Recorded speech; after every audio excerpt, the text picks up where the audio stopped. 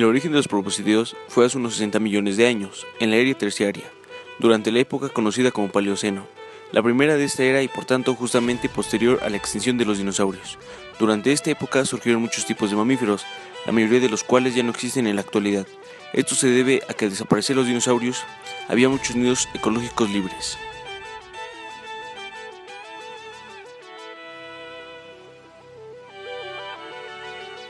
Muchos mamíferos actuales descienden de un único antepasado condilarto: los iracoideos, los sirineos, los tubulidentados, los cetáceos y los proboscideos.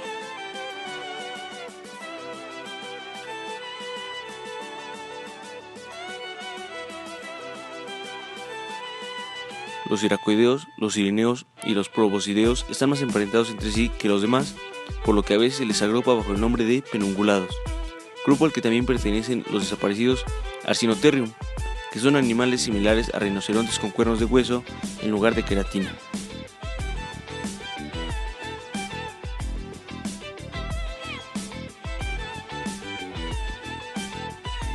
El primer proboscideo del que se tiene constancia fósil es Moeritherium, animal que vivió durante el Eoceno y del que se cree que es el antepasado común de todos los proboscideos que existen y han existido.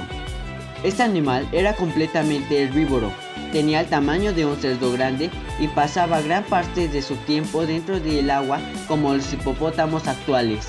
Tenía orejas pequeñas, colmillos prominentes y una pequeña trompa.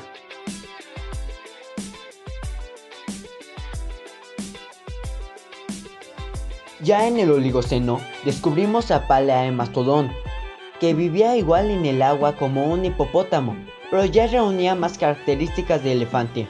En lugar de colmillos propiamente dichos, tenía incisivos modificados, que eran alargados y curvados hacia abajo. La trompa empezaba a alargarse más y tenía un mayor tamaño, midiendo unos 2 metros de altura. Durante el Mioceno vivió un antepasado del elefante bastante peculiar, el Platybelodon, que era algo más pequeño que el elefante asiático actual. Tenía los colmillos curvados hacia atrás, orejas medianas y, lo más destacable de todo, la mandíbula inferior tan alargada como la trompa y con 2 gigantescos incisivos. Se cree que esta curiosa adaptación anatómica le permitía alimentarse mejor de las plantas acuáticas. A finales del Mioceno aparecen 2 nuevos proboscideos, Gomphothrerium y Deinotherium. El Deinotherium era más grande que el elefante africano actual. Los machos llegaban a 5 metros de altura y a las 10 toneladas de pesos. Carecía de colmillos superiores y los inferiores atravesaban la mandíbula inferior saliéndose por la barbilla. Deinotherium era parecido a los elefantes africanos actuales, pero aún tiene la mandíbula inferior alargada, aunque no tanto como el Platybelodon. De esta mandíbula inferior le salían otros 2 colmillos apuntados hacia adelante.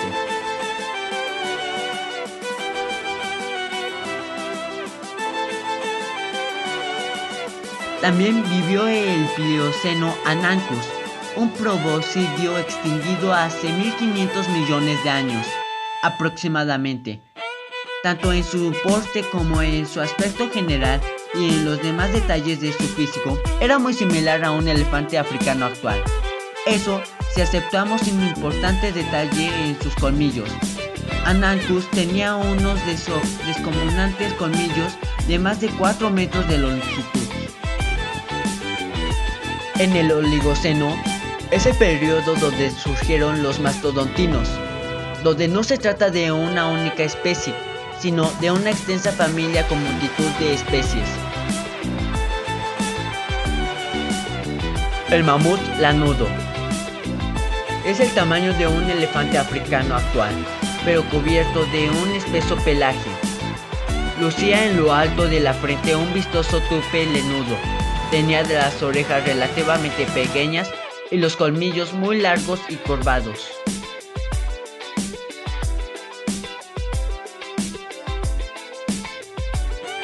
El mamut imperial o imperator es el más grande proboscideo que haya existido jamás.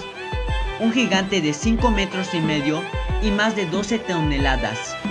Como habitaba los trópicos, carecía de pelo y tenía los colmillos tan largos y retorcidos que llegaban a entrecruzarse.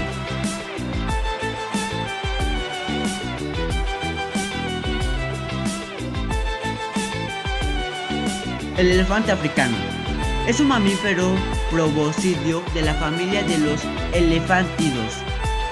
El elefante africano se caracteriza por su gran cabeza, amplias orejas, trompa larga, musculosa, presencia de 2 colmillos en la mandíbula superior, bien desarrollados de ambos sexos, aunque mayores en los machos. Elefante asiático. El elefante asiático no tiene las orejas tan grandes como el elefante africano actual y en la parte superior de la cabeza tiene una hendidura. Los elefantes asiáticos tienen una piel gruesa de color gris o café.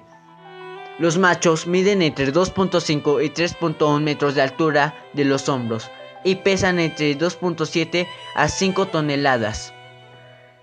Las hembras son un poco más pequeñas. En el caso de los elefantes asiáticos, es el macho el único el que tiene los colmillos de marfil.